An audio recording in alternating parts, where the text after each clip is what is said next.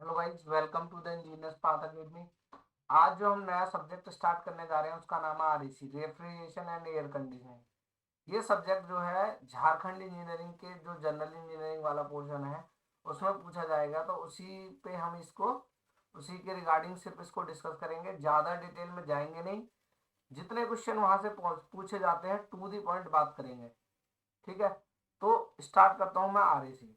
देखो, आरएसी का मतलब होता है रेफ्रिजरेशन एंड एयर कंडीशनिंग। तो हमारे वाले सिलेबस में सिर्फ रेफ्रिजरेशन है। क्या है? सिर्फ रेफ्रिजरेशन है। तो हमें सिर्फ इसको ही पढ़ना है। तो इसमें जो अगर हम पढ़ें तो सबसे पहले हम स्टार्ट करते हैं, जहां से क्वेश्चन आता है मैं वही पॉइंट डिस्कस करूंगा, पहले बता रहा हूँ। तो मैं जो बेसिक था उसको हटा दे रहा हूँ, जो छोटी छोटी बातें होती थी। तो अब मैं स्टार्ट करता हूँ सीधा इसमें। रेफ्रिजरेटर, आपने देखा होगा, आपके सबके घर में रेफ्रिजरेटर होगा। तो रेफ्रिजरेटर क्या है? देखो, सबसे पहले मैं बता दूं एक चीज कि जब भी हम हीट ट्रांसफर करते हैं, मान लो कोई एक ये बॉडी है और एक ये दूसरी बॉडी है, अगर इनके बीच में हम हीट ट्रांसफर करेंगे, मान लो इसका टेम्परेचर T1 है और इसका टेम्परेचर T2 है। T1 जो है मेरा ग्रेटर देन है T2 से, तो मेरा हीट ट्रांसफर जो होगा वो T1 से T2 हो जाएगा, बिकॉज ऑफ ये नेचुरल फिनोमेना है। सबको पता है कि हमारा हमारा जो हीट ट्रांसफर है वो higher temperature to lower temperature हमेशा फ्लो करता है। बात समझ आ रही है आपको? मैं क्या कहना चाह रहा हूँ कि जो हमारा टेम्परेचर है वो हमेशा higher temperature to lower temperature flow करता है। ये नेचुरल फिनोमेना है। बट रेफ्रिजरेटर के केस में क्या होता है? उल्टा होता है। जो हमारा टेम्परेचर T2 है, ये हमारा जो हीट है T2 से T1 की तरफ ट्रांसफर होती है। बात समझ आ रही है? T2 मेरा क्या है? लेस देन है T1 से। T2 मेरा लेस देन है T1 से, मतलब मेरा T2 कम है, T1 ज्यादा है। तो इस फिनोमिना में जब मैं हीट को ट्रांसफर करूंगा T2 से T1 की तरफ, मतलब कम से ज्यादा की तरफ, तो मेरा जो मेरा वर्किंग प्रोसेस होगा उसी को मैं बोलूंगा रेफ्रिजरेटर। और इसमें मुझे एक एक्सटर्नल वर्क की रिक्वायरमेंट होगी जो मुझे देना पड़ेगा।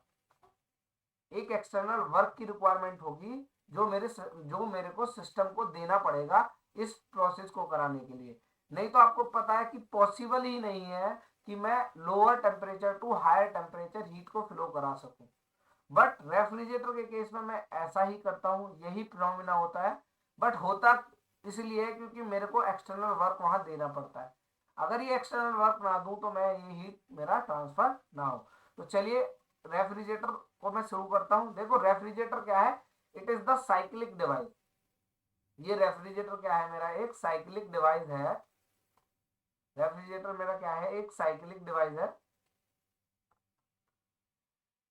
जो ऑपरेट करता है, मतलब एक डिवाइस है जो, मतलब एक साइक्लिक डिवाइस है, या बोल सकता हूँ एक डिवाइस है जो ऑपरेट करता है साइकिल पे और मेंटेन रखता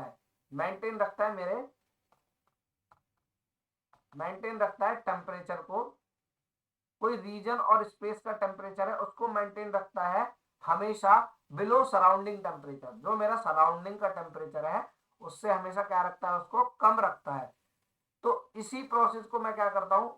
इसी प्रोसेस को बोलता हूं मैं रेफ्रिजरेटर। मान लो फॉर एग्जांपल कि मेरा कोई टेम्परेचर है, यहाँ देखो, मैं मान लो कि मेरा ये कोई टेम्परेचर है T2, T1 मान लो। ठीक है, ये मेरा कोई टेम्परेचर है T2। ठीक है, अब इनके बीच में मैंने लगा दिया रेफ्रिजरेटर। अब मुझे हीट को ट्रांसफर करना है T2 से T1 की तरफ। हीट को मेरे को ट्रांसफर करना है T2 से T1 की तरफ। तो T2 जो है, मान लो ये कोई स्पेस है, रीजन और स्पेस, जहां से मेरे को हीट को निकालना है, हीट को एक्सट्रैक्ट करना है। तो ये मेरा रीजन और स्पेस है और ये मेरा सराउंडिंग है। ठीक है, ये मेरा सराउंडिंग है जिसको मेरे को हीट को देना है। अब सराउंडिंग का टेम्परेचर क्या है? T1। ठीक है, और मेरा जो रीजन और स्पेस है उसका टेम्परेचर मेरा कितना है? T2। अब मेरा T1 जो है वो ग्रेटर देन T2 है। बात समझ आ रही है आपको? अब जो मेरी ये वाली हीट है, ये मेरी लोअर हीट है, इसको मैं बोलूंगा QL, जिसको मैं बोल सकता हूँ लोअर हीट। और ये मेरी टेम्परेचर, ये जो हीट होगी मेरी, ये होगी क्यू एच, जिसको मैं बोलूंगा हायर हीट। इसी तरह मैं T2 को मैं TL लिख देता हूँ, लोअर टेम्परेचर, और T1 को मैं लिख देता हूँ TH, higher temperature. TH higher temperature. अब ये प्रोसेस जो होगा, इसके लिए मैंने बताया था कि आपको आपको एक वर्क की रिक्वायरमेंट होगी, एक मुझे एक्सटर्नल वर्क देना पड़ेगा, जिसको मैं बोलूंगा W इनपुट। इसको मैं क्या बोलूंगा? W input. ये वर्क दूंगा तभी मेरा रेफ्रिजरेटर वर्क करेगा। इस रीजन स्पेस से, ये जो स्पेस है, ये वाला रीजन और स्पेस, इससे मेरे को ये हीट निकाल के देगा। इसको मुझे ठंडा रखना है, इसको, इसका टेम्परेचर मेरे को TL कम रखना है। मान लो TL का टेम्परेचर मेरे को रखना है 5 डिग्री, ठीक है, बट मेरा सराउंडिंग का टेम्परेचर है TH, वो है मेरा 25 डिग्री। तो इस टेम्परेचर को मेंटेन करने के लिए मुझे एक एक्सटर्नल वर्क देना पड़ेगा, और उसी वर्क की हेल्प से मैं इस रेफ्रिजरेटर को रन करा पाऊंगा। बात समझ आ रही है आपको? तो ये मेरा था रेफ्रिजरेटर। अब इसमें क्या है, देखो यहाँ देखो, इसको देखो, इस सराउंडिंग को मैं सिंक भी बोलता हूँ। क्या बोल सकता हूँ मैं? सिंक। कभी कभी पूछ लेता है। और यहां से मैं जहां से हीट को एक्सट्रैक्ट करता हूँ, इसको मैं बोलता हूँ सोर्स। क्या बोलता हूँ? सोर्स। जहां से मैंने हीट, यहां से मैं हीट को निकाल रहा हूँ, इस रीजन ऑफ स्पेस से जहां से मेरे को ठंडा करना है, यहां से मैं हीट को निकाल के रेफ्रिजरेटर के थ्रू कहाँ फेंक दे रहा हूँ? सराउंडिंग में। बात समझ आ रही है आपको? कहाँ कहाँ भेज दे रहा हूँ मैं इसको? सराउंडिंग में। ये मेरा क्या है? QH है, जो मेरा हायर हीट है। ठीक है। अब यहाँ देखो, अब बात आ रही है कि मैंने वर्क इनपुट दे दिया, मैंने आपको टेम्परेचर बता दिया कौन सा हायर टेम्परेचर है। हीट ट्रांसफर हायर टेम्परेचर के लिए मैंने बताया ना, एक्सटर्नल वर्क रिक्वायरमेंट की जरूरत होती है। ठीक है। अब मेरे को चाहिए COP। क्या चाहिए? COP। COP का मतलब होता है कोफिशिएंट ऑफ परफॉर्मेंस। क्या होता है? Coefficient of performance. आपको इतना डिटेल में जानने की जरूरत नहीं है कि क्या क्या होता है, क्या मतलब होता है। कोफिशिएंट ऑफ परफॉर्मेंस बेसिकली बताता है हमारी कॉस्ट को। बात समझ आ रही है? जितना मेरा कोफिशिएंट ऑफ परफॉर्मेंस ज्यादा होगा, उतनी ही मेरी कॉस्ट लोअर होगी। बात समझ आ रही है? उतना ही मेरा सिस्टम अच्छा वर्क करेगा। लोअर कॉस्ट का मतलब है कि मेरा रेफ्रिजरेटर कम कम एनर्जी जो है वो लेगा। मतलब बाय द, जो सप्लाई कर रहा हूं मैं, मान लो इलेक्ट्रिकल एनर्जी में सप्लाई कर रहा हूं, तो वो मेरा कंज्यूम कम करेगा अगर मेरा COP अच्छा होगा। ठीक है। अब जो यहाँ आता है, एक चीज आती है रेफ्रिजरेशन इफेक्ट और डिजायर इफेक्ट। क्या आता है? रेफ्रिजरेशन इफेक्ट या डिजायर इफेक्ट। डिजायर्ड इफेक्ट, और इसी को बोलता हूं मैं refrigeration effect. R for refrigeration, E for effect. तो अब मेरे को चाहिए COP। तो देखो COP होता क्या है? COP किसी भी सिस्टम का जो होता है वो होता है desired effect upon work input. क्या होता है? Desired effect upon work input. तो वर्क इनपुट जो है, मैंने क्या दिया था अपना, जो इलेक्ट्रिकल एनर्जी से वर्क दे रहे हैं, बेसिकली उसमें कंप्रेसर लगा होता है। जो जो जो मेरा रेफ्रिजरेंट होता है, उसको कंप्रेस कराने के लिए जो वर्क दिया जाता है, उसी को मैं वर्क इनपुट मानता हूँ। ठीक है। तो मेरा डिजायर्ड इफेक्ट मैंने यहाँ क्या माना है? QL। और हमेशा याद रखना, रेफ्रिजरेटर के केस में जो मेरा डिजायर्ड इफेक्ट या रेफ्रिजरेशन इफेक्ट होगा, वो मेरा QL होगा। क्या होगा? मेरा QL होगा। जो मेरा लोअर हीट सप्लाई है, वही मेरा डिजायर्ड इफेक्ट होगा या रेफ्रिजरेशन इफेक्ट होगा इन केस ऑफ रेफ्रिजरेटर। बात समझ आ रही है? अब बात करता हूं मैं आगे। COP क्या है मेरा? Desired effect upon work input. तो डिजायर्ड इफेक्ट मेरा क्या था? QL। Work input. ठीक है। अब COP QL। अब देखो first law of thermodynamics. First law of thermodynamics मेरा क्या होता है? ये मुझे क्या बताता है कि जो मेरा QH है, जो मेरी हीट रिजेक्ट हो रही है, माइनस जो मेरी हीट एंटर हो रही है, बराबर वर्क इनपुट के होता है जो आपने दिया था। बात समझ आ रही है? ये फर्स्ट लॉ ऑफ थर्मोडाइनमिक्स में, जो आपने थर्मोडाइनमिक्स के लेक्चर है सर के देखे होंगे, उसमें भी बताते हैं सर कि जो मेरा नेट हीट सप्लाई होता है, वो नेट वर्क डन के बराबर होता है। बात समझ आ रही है? जो मेरा नेट हीट सप्लाई होता है, वो मेरा नेट वर्क डन के बराबर होता है। तो मेरा जो वर्क इनपुट है, वो मेरा हो जाएगा QH जो माइनस QL बराबर वर्क इनपुट। ठीक है, तो ये मेरा हो गया Q L by Q H minus Q L. अब सीओपी ऑफ रेफ्रिजरेटर क्या हो गया मेरा, Q L by Q H minus Q L. ये मेरा हो गया सीओपी ऑफ रेफ्रिजरेटर। अब देखो एक चीज आती है एब्सोल्यूट थर्मोडायनेमिक्स टेम्परेचर स्केल। क्या होता है एब्सोल्यूट थर्मोडायनेमिक्स टेम्परेचर स्केल। इसमें क्या होता है, जो मेरा Q H higher heat supply by lower heat supply, जो मेरा रेफ्रिजरेशन इफेक्ट है, बराबर होता है मेरा हायर टेम्परेचर अपॉन जो मेरा लोअर टेम्परेचर है। बात समझ आ रही है। तो जो मेरा हायर टेम्परेचर है, जो मेरा हायर टेम्परेचर है अपॉन लोअर टेम्परेचर है, वो बराबर होता है रेशियो किसके, जो क्यू एच है जो मेरी हायर हीट सप्लाई है अपॉन जो मेरा क्यू एल रेफ्रिजरेशन इफेक्ट है। इसको मैंने आर ही बोला था ना, डिजायर्ड इफेक्ट या रेफ्रिजरेशन इफेक्ट, इसके बराबर ये होता है किससे, absolute absolute thermodynamic temperature scale. तो मेरा सीओपी क्या हो जाएगा, सीओपी ऑफ रेफ्रिजरेटर मेरा हो जाएगा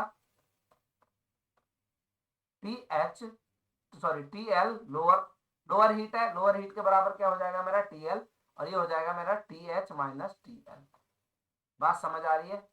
इस वाले फॉर्मूले से एब्सोल्यूट टेम्परेचर स्केल का फॉर्मूला मैं अगर लगाऊंगा तो इससे मुझे क्या मिलेगा कि जो मेरा क्या है टी एल है by T H minus T L किसके बराबर हो जाएगा, सीओपी के बराबर हो जाएगा। ये मेरा बहुत ज्यादा इंपॉर्टेंट फॉर्मूला है, इससे क्वेश्चन पूछा जाता है एग्जाम में। तो जो मेरा सीओपी ऑफ रेफ्रिजरेटर होता है वो मेरा होता है lower temperature upon difference of higher temperature minus lower temperature. ये याद कर लेना आप।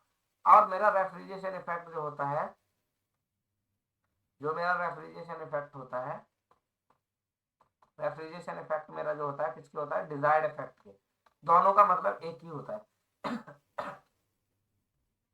आई होप कि आपको इस सीओपी ऑफ रेफ्रिजरेटर समझ आया होगा। अब देखो नोट पॉइंट में एक चीज लिखवा रहा हूँ आपको, यहाँ देखो नोट पॉइंट, यहाँ मैंने लिखा हुआ है इसको नोट पॉइंट।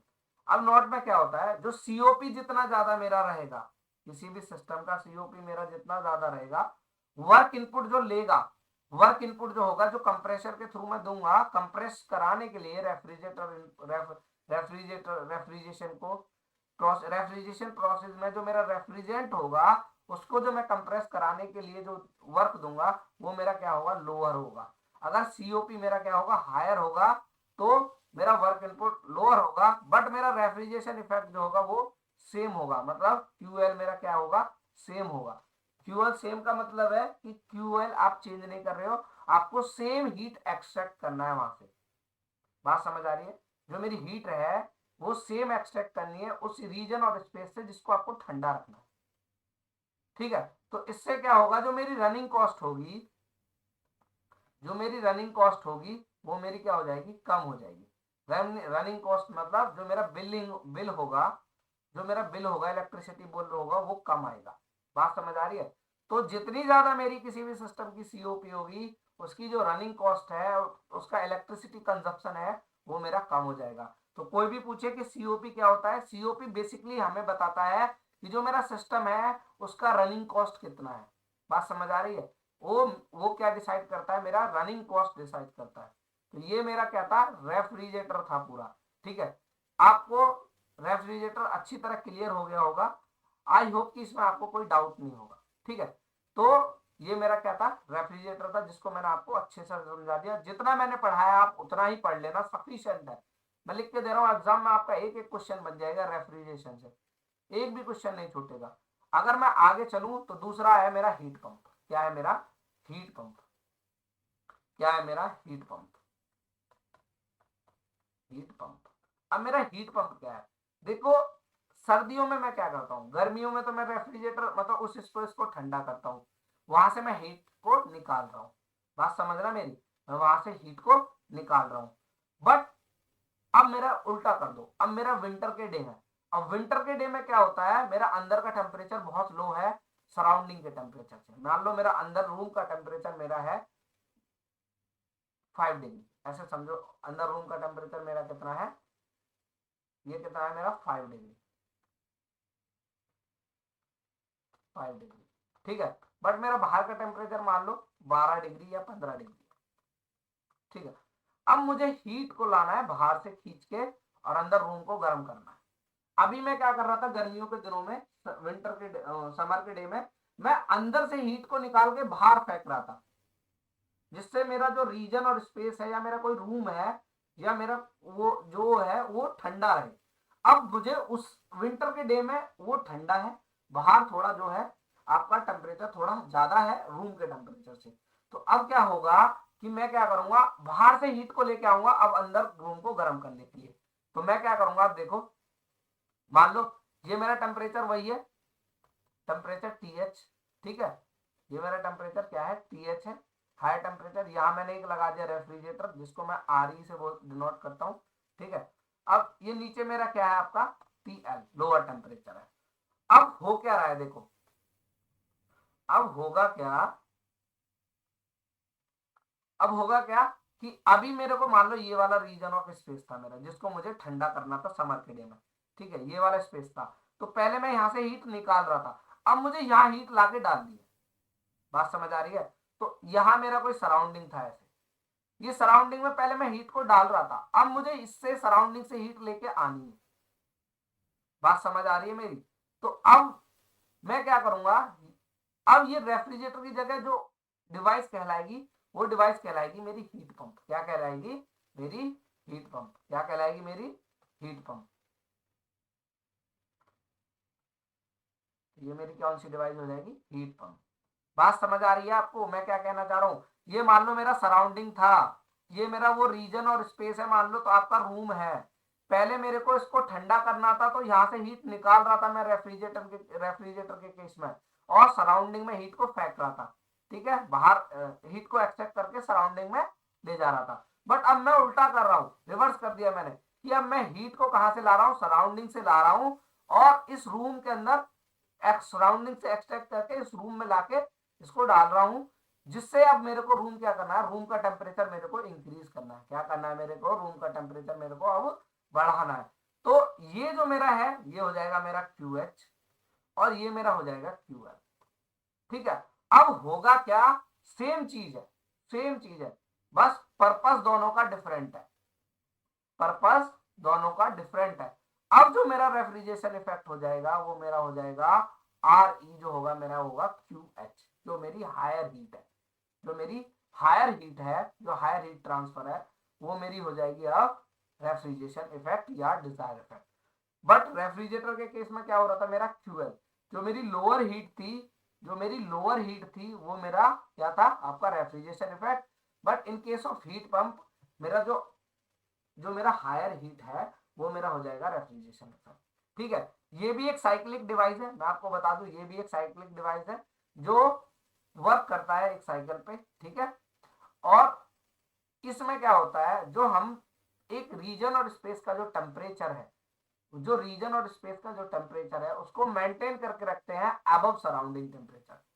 अभी क्या है, पहले हम क्या करते थे कि जो टेम्परेचर था, पहले जो हमारा टेम्परेचर था वो क्या था, वो हमारा बिलो सराउंडिंग रखते थे। बट अब क्या कर रहे हैं, हम एबव सराउंडिंग कर रहे हैं। क्या कर रहे हैं हम, एबव सराउंडिंग। बात समझ आ रही है आपको। तो अब होगा क्या, अब होगा क्या कि देखो, अब मैं क्या करूंगा, अगर सीओपी लिखूं इसका, सीओपी ऑफ हीट पंप, तो मेरा क्या हो जाएगा, refrigeration effect upon work input, ठीक है। तो रेफ्रिजरेशन इफेक्ट क्या है मेरा इस बार, क्यू एच। वर्क इनपुट तो वही रहेगा मेरा, मैंने बताया था फर्स्ट लॉ ऑफ थर्मोडायनेमिक्स से, नेट हीट जो है मेरा वो बराबर होता है नेट वर्क जितना मैंने दिया है, ठीक है। तो क्या हो जाएगा ये मेरा Q H minus Q L, ठीक है। तो सीओपी मेरा इस बार क्या आ जाएगा, सीओपी मेरा क्या आ जाएगा इस बार, सीओपी जो आ जाएगा मेरा वो आ जाएगा मेरा higher heat upon, higher heat upon higher heat upon higher heat minus lower heat का difference, higher heat upon higher heat minus lower heat का डिफरेंस।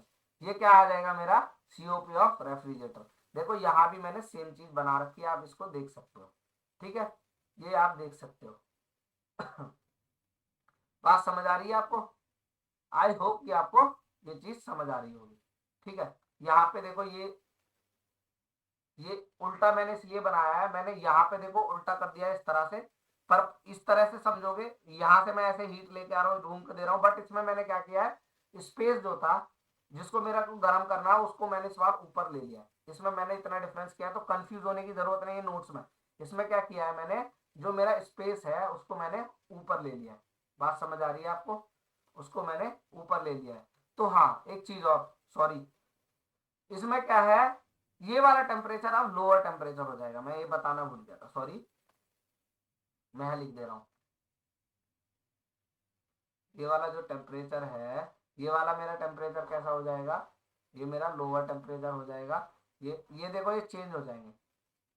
सॉरी सॉरी, ये मैं आपको इसको फिर से बना के दिखा दे रहा हूँ। ठीक है, ये क्या होगा, अब ये टेम्परेचर मेरा लोअर टेम्परेचर है। अब जैसे ही ये वाला रूम में टेम्परेचर डालेगा, ये मेरा हायर टेम्परेचर हो जाएगा। ये मेरा हायर टेम्परेचर हो जाएगा, और ये मेरा क्या हो जाएगा, QL, और ये मेरा क्या हो जाएगा, QH। बात समझ आ रही है आपको? बात समझ आ रही है? कुछ नहीं है, जो बाहर से टेम्परेचर पहले अंदर से बाहर लेके जा रहे थे हीट को एक्सेप्ट करके, आपके बाहर से अंदर लेके आ रहे हैं। ठीक है, तो आप यहाँ देख सकते हो, ये वाला डायग्राम भी मैंने समझाया है कि मैं क्या कर रहा हूँ, इसको ठंडा कर रहा हूँ। तो मैं, ये वाला रीजन ऑफ सराउंडिंग है यहाँ पे, यहाँ से मैं हीट को एक्सेप्ट कर रहा हूँ और लेके जा रहा हूँ इस तरह से, और इस रूम में कर दे रहा हूँ। तो अब इसका टेम्परेचर अब ज्यादा हो जाएगा कि नहीं होगा सराउंडिंग का टेम्परेचर, तो इसका टेम्परेचर TH हो जाएगा, सराउंडिंग का TL हो जाएगा, और इसका टेम्परेचर क्या है मेरा, QL है, सॉरी, इसका हीट क्या है मेरा, QL, और इसका हीट क्या है मेरा, QH। क्योंकि हाई, ऑब्वियस सी बात है जब टेम्परेचर मेरा बढ़ जाएगा तो ऑब्वियस सी बात है, तो मेरा हीट का जो ट्रांसफर रेट है वो भी हाई होगा। ठीक है, और ये मेरा वर्क इनपुट है जो आप दे रहे हो।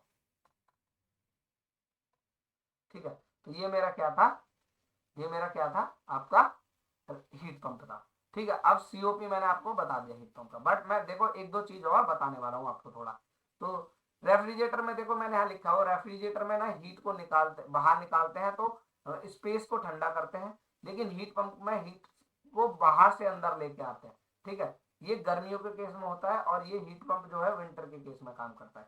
ठीक है, अब ये COP मिल गया। अब देखो मैंने क्या बताया था, अगर मेरा COP ऑफ मेरा हीट पंप है, तो ये मेरा क्या होता है, higher higher heat transfer upon difference of higher heat transfer minus lower heat transfer. ठीक है, अब एब्सोल्यूट थर्मोडायनेमिक्स टेम्परेचर स्केल मेरे को क्या बताता है, QH/QL बराबर TH/TL।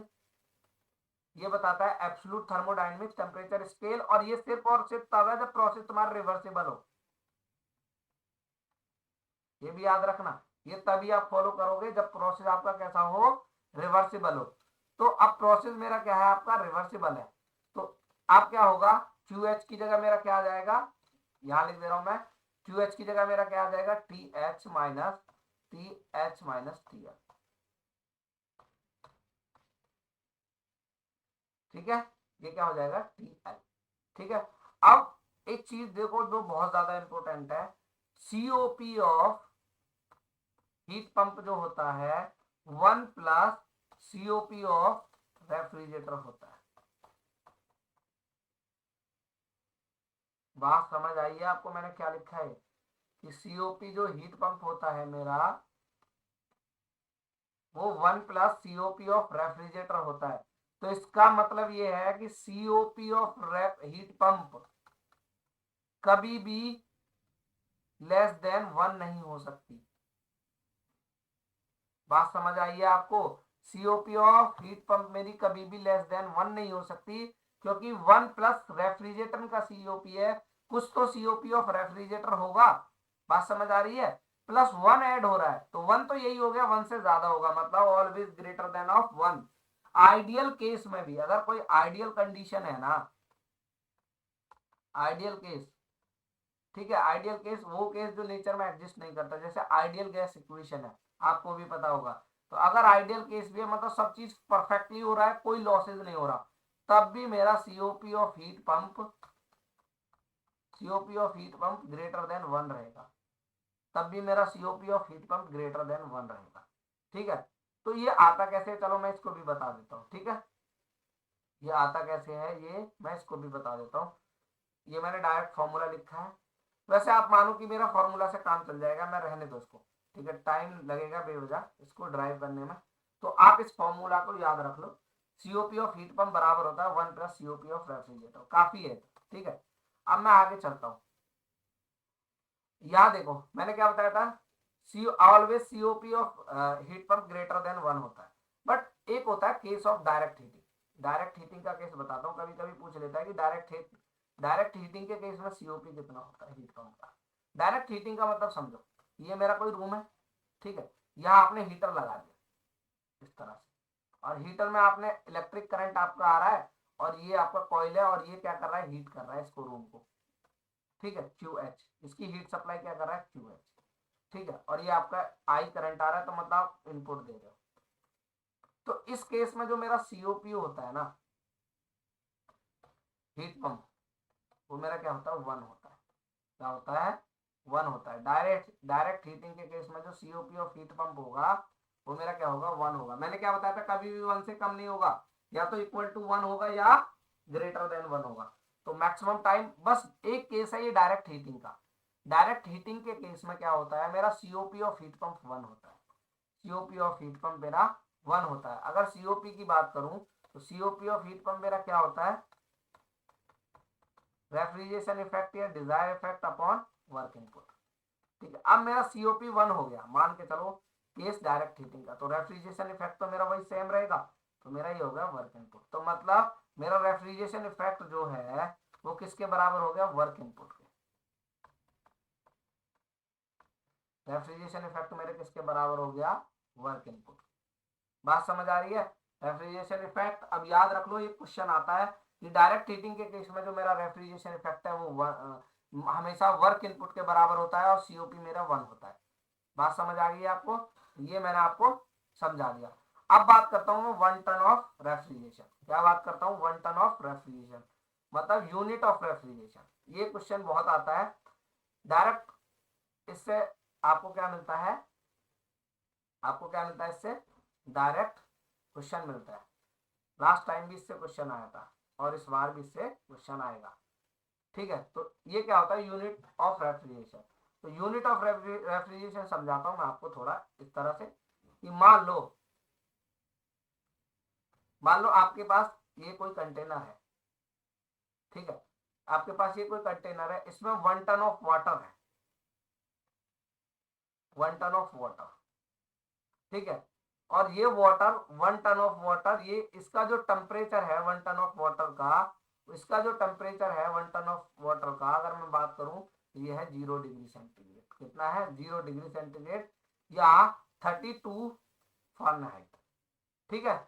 इसका टेम्परेचर 1 टन ऑफ वाटर का, ठीक है। अब इस 1 टन ऑफ वाटर में जो वो होता है ना मास, ये होता है 907 केजी। ये याद रखना, पूरा 1000 नहीं होता है, ये यूएस टन है। अब इसका फिजिकल मीनिंग बताऊंगा मैं आपको। तो इसका क्या होता है मास, इसका जो मास होता है वो होता है आपका कितना, 907 केजी, ठीक है। अब अब यहां देखो 1 टन ऑफ वाटर है, 1 टन ऑफ वाटर में कितना मास है, 907 मतलब 907 केजी, और इसका टेम्परेचर 0 डिग्री है, और इसका जो टेम्परेचर है फ़ारेनहाइट में वो 32 डिग्री, ठीक है, 32 फ़ारेनहाइट है। अब इस क्या कर रहा हूं मैं, 1 टन ऑफ वाटर को मुझे कन्वर्ट करना है 1 टन ऑफ आइस में। किसमें कन्वर्ट करना है, 1 टन ऑफ आइस में, और इसका टेम्परेचर भी कितना होना चाहिए, 0 डिग्री ही होना चाहिए अभी भी, मतलब 32 फ़ारेनहाइट।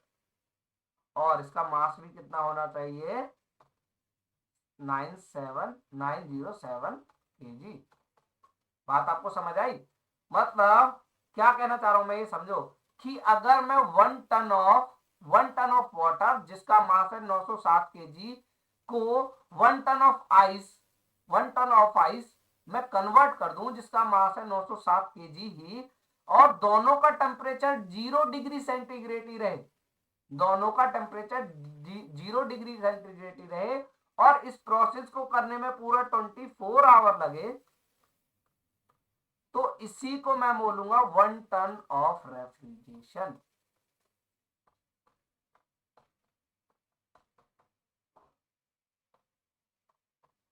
इसी को क्या बोलूंगा मैं, 1 टन ऑफ रेफ्रिजरेशन। इसका मतलब क्या है, 1 टन ऑफ रेफ्रिजरेशन, इसका मतलब क्या हुआ कि जितनी मैं हीट ट्रांसफर कर रहा हूं, अब इसको हीट ट्रांसफर मैं कर रहा हूं, मैं वाटर को आइस से कन्वर्ट करने में जो मैं हीट ट्रांसफर कर रहा हूं उसी को बोलूंगा मैं 1 ton of refrigeration, heat transfer rate. आपको बात समझ आ रही है मैं क्या कहना चाह रहा हूं? अगर कोई 1 टन ऑफ वाटर है जिसका टेम्परेचर 0 डिग्री सेंटीग्रेड है, 0 डिग्री सेंटीग्रेड है, और उसको मैं 1 टन ऑफ आइस में ही कन्वर्ट कर रहा हूं, और उसका टेम्परेचर भी 0 डिग्री सेंटीग्रेड है, और इस प्रोसेस को होने में पूरे 24 घंटे लग रहे हैं। कितने आवर लग रहे हैं? 24 घंटे लग रहे हैं। तो जो मैं हीट ट्रांसफर कर रहा हूं ना वाटर से आइस में कन्वर्ट करने के लिए, उसी को बोलूंगा मैं 1 टन ऑफ रेफ्रिजरेशन। क्या बोलूंगा मैं उसी को? 1 टन ऑफ रेफ्रिजरेशन। क्या बोलूंगा मैं उसको? 1 ton of refrigeration. I hope कि आपको 1 टन ऑफ रेफ्रिजरेशन का मतलब समझ आ गया होगा। तो 1 टन ऑफ रेफ्रिजरेशन मतलब हीट ट्रांसफर, जो मेरा हीट ट्रांसफर है रेट, ये होता है मेरा 211 किलो जूल पर मिनट। क्या होता है मेरा? 211 किलो जूल पर मिनट। ठीक है, ये होता है मेरा हीट ट्रांसफर रेट, मतलब इतनी इतनी हीट ट्रांसफर करी है मैंने वाटर से आइस को कन्वर्ट करने में। ठीक है, अगर इसको बात करें तो कभी कभी एग्जाम में 210 किलो जूल भी लिखा रहता है पर मिनट, इसका यूनिट है ये। अब ठीक है, इसको मैं कन्वर्ट करता हूं, इसको मैं कन्वर्ट करता हूं किसमें? अगर मैं इसको कन्वर्ट करूं किसमें? वॉट में या किलो वॉट में। तो मैं क्या करूंगा, जो मेरा हीट ट्रांसफर रेट आएगा निकाल के, देखो कैलकुलेशन नहीं कर रहा हूं मैं, डायरेक्ट फॉर्मूला जो क्वेश्चन आता है वही लिख दे रहा हूं सीधा। जो हीट ट्रांसफर रेट हो जाएगा, हीट ट्रांसफर रेट हो जाएगा, वो मेरा हो जाएगा कितना? 3.5 किलो वॉट। मैंने क्या किया, यहाँ कुछ नहीं किया, बस मैंने इसको इसको मैंने 210 या 11 को 60 से क्या कर दिया मैंने इसको, 60 से मैंने इसको डिवाइड कर दिया, क्योंकि 1 मिनट में कितना सेकंड होता है? 60 सेकंड। तो ये मेरे को मिलेगा 3.5 किलो वॉट। तो इतनी हीट ट्रांसफर करता हूँ मैं, इतनी हीट ट्रांसफर करता हूँ कि अगर मैं 1 टन ऑफ वाटर को 1 टन ऑफ आइस में कन्वर्ट कर दे रहा हूँ 24 घंटे के अंदर, और दोनों का टेम्परेचर कितना है? 0 डिग्री सेंटीग्रेड ही है, तो जो मेरी हीट ट्रांसफर होती है उसको बोलता हूं मैं 1 टन ऑफ रेफ्रिजरेशन, और वो उसकी वैल्यू कितनी होती है? 3.5 किलो वॉट। अब इसको फिजिकली मैं समझाता हूं आपको। मान लो किसी ने बोला कि मेरा तो 1 टन का रेफ्रिजरेटर है, नहीं मेरा मान लो ज्यादा का लेते हैं। किसी ने बोला किसी ने बोला कि मेरा तो 5 टन का रेफ्रिजरेशन है, इसको TON भी लिखते हैं और TOON भी, कोई दिक्कत नहीं है, अलग अलग बुक में लिखा रहता है, आप जैसा चाहो ऐसे लिख सकते हैं। तो 5 टन का मेरा रेफ्रिजरेटर है, किसी ने बोला।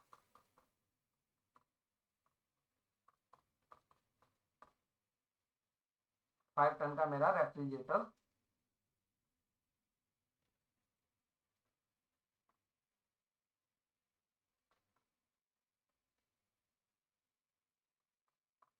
5 टन का मेरा रेफ्रिजरेटर है। तो इसका मतलब क्या है? 5 टन का मतलब क्या है? एक टन में मैंने कितना बताया था, कितना होता है? एक टन के अंदर कितना होता है? 3.5 किलो वाट। तो एक टन के अंदर कितना हो गया? 3.5 किलो वाट। तो मेरा क्या हो जाएगा? 5 मल्टीप्लाई 3.5 किलो वाट। मतलब क्या कर रहा है वो? 24 घंटे के अंदर वो क्या कर रहा है आपका, मतलब सॉरी 24 घंटे नहीं, अब तो हमने इसको किस में कन्वर्ट कर लिया? सेकंड में।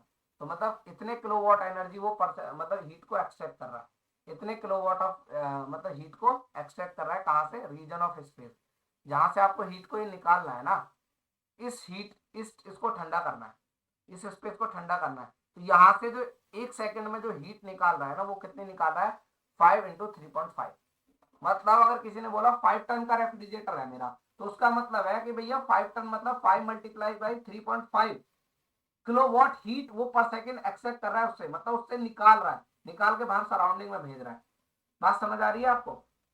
आई होप कि आपको ये कॉन्सेप्ट समझ आ गया होगा। मतलब अगर किसी ने बोला कि मेरा तो 2 टन का, आपने देखा होगा ना इसी टन में आता है, कोई बोलता है कि मेरा 1.5 टन का एसी है, कोई बोलता है मेरा 2 टन का एसी है। तो उसका मतलब ये होता है कि जो तुम्हारा एसी है ना, रूम से हीट को एक्सेप्ट करके, 2 टन का मतलब 2 × 3.5, जो मेरा इतना जो मेरा किलोवाट ऑफ हीट है उसको पर सेकेंड वो निकाल के बाहर सराउंडिंग को दे रहा है, जिससे तुम्हारा रूम का टेम्परेचर मेंटेन रहे और ठंडा रहे रूम आपका। ठीक है, आपको आई होप ये 1 टन ऑफ रेफ्रिजरेशन समझ आ गया होगा। और इसके एक दो नाम और भी है, देखो ये 1 US टन है।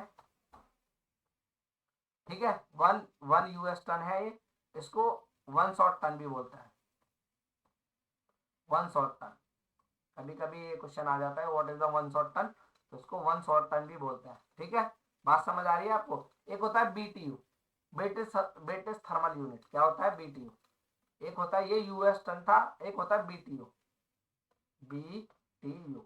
तो इसमें क्या होता है 200, इसमें होता है, इसका मतलब होता है मतलब 1 ब्रिटिश टन का मतलब होता है आपका, इसका होता है ब्रिटिश टन जो होता है ये होता है आपका BTU। इसका मतलब होता है BTU, तो इसका मतलब होता है जो 1 टन में जो होता है ना, 1 टन के अंदर अगर मैं बात करूं, 1 टन 1 टन के अंदर जो BTU होता है वो 200 BTU पर मिनट होता है। बात समझ आ रही है? 1 टन का मतलब होता है 200 BTU पर मिनट। कितना होता है? 200 BTU पर मिनट। इसको बोलते हैं British ton of unit, sorry British thermal unit. क्या बोलते हैं? British thermal unit. बात समझ आ रही है? तो कभी कभार ये मेरे को नहीं लगता ये पूछेगा, पर मैंने बता दिया है कि ब्रिटिश थर्मल यूनिट भी होता है कुछ। तो ब्रिटिश थर्मल यूनिट 1 टन में कितना होता है? 200 BTU होता है पर मिनट। बात समझ आ रही है? आई होप कि आपको ये समझ आ गया होगा। अब मैं आगे बात करता हूं आपका। हाँ, एक चीज और समझा दूं मैं आपको। कुछ लोगों को डाउट होगा कि सर आप एक बात बताओ कि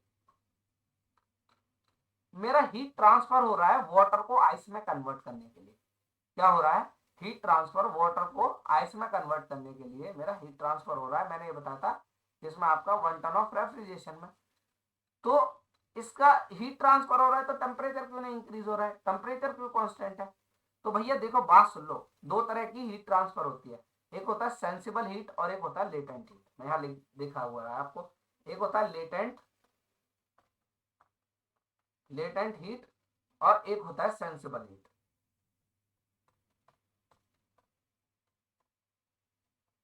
एक होता है आपका सेंसिबल हीट। तो भैया लेटेंट हीट में क्या होता है ना, फेज चेंज होता है।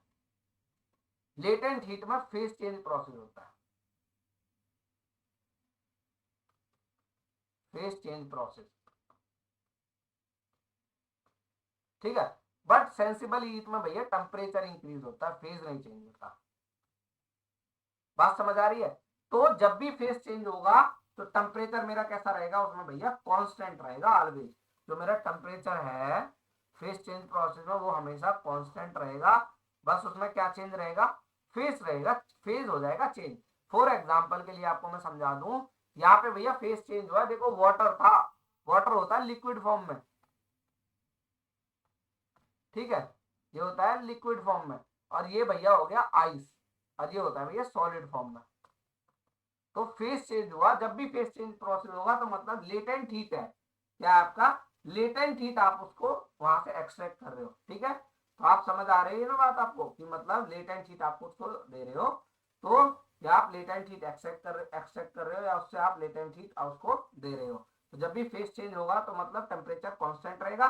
सेंसिबल हीट में कोई फेज चेंज नहीं है, लिक्विड वाटर है तो वाटर ही रहेगा और उसका सिर्फ टेम्परेचर राइज होगा। बात समझ आ गई? एक होता है रेफ्रिजरेशन कैपेसिटी। क्या होता है आपका? Refrigeration capacity. ये लिखा हुआ है आपका रेफ्रिजरेशन कैपेसिटी, जिसको हम आरसी से भी डिनोट करते हैं। तो भैया ये कुछ नहीं होता, आरसी का मतलब वही रेफ्रिजरेशन इफेक्ट होता है ना, उसी की तरह है कुछ, बस कुछ नहीं हुआ है, मास से मल्टीप्लाई कर देता है। जो मेरा रेफ्रिजरेटर के अंदर रेफ्रिजरेंट होता है ना, आपने भी सुना होगा कि गैस डालते हैं, तो जो गैस होती है ना वो मास पर सेकंड कितना फ्लो कर रहा है ना, वो उसका मल्टीप्लाई मैं किससे कर देता हूँ? आपने रेफ्रिजरेशन इफेक्ट से। जो मेरा रेफ्रिजरेशन इफेक्ट था ना उससे मैं मल्टीप्लाई कर दूंगा तो मेरा रेफ्रिजरेशन कैपेसिटी आ जाएगा। रेफ्रिजरेशन कैपेसिटी आ जाएगा, मतलब मास इंटू रेफ्रिजरेशन इफेक्ट मेरा क्या होता है? Refrigeration capacity. हो सकता है आपको मास दे दे पर सेकंड इतना मास फ्लो हो रहा है और रेफ्रिजरेशन इफेक्ट दे दे, पूछ ले कि रेफ्रिजरेशन कैपेसिटी कितनी होगी। तो आई होप कि आपको ये लेटेंट हीट समझ आ गया होगा और आपको आपको लेटेंट हीट भी समझ आ गया होगा और दूसरा आपको क्या समझ आ गया होगा, आपको सेंसिबल हीट भी समझ आ गया होगा। आगे चलते हैं, हमारा जो बढ़िया टॉपिक है जहां से क्वेश्चन आने के बहुत ज्यादा चांस है वो है आपका रिवर्स कार्नोट साइकिल। रिवर्स